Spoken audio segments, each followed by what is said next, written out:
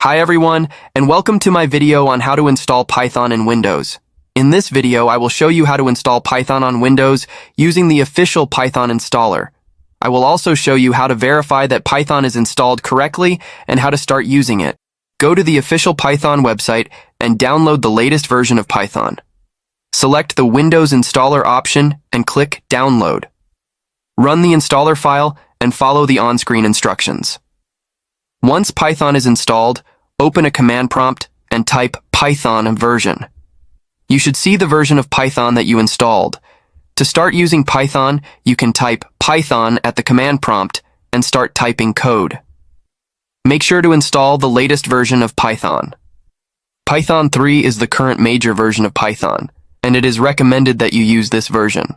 If you are new to Python, I recommend using the Python idle editor. Idle is a simple and easy-to-use editor that is included with Python. There are many resources available online to help you learn Python. I recommend checking out the official Python documentation and the Python tutorials on RealPython. That's it for this video on how to install Python in Windows. I hope this video was helpful. If you have any questions, please leave them in the comments below.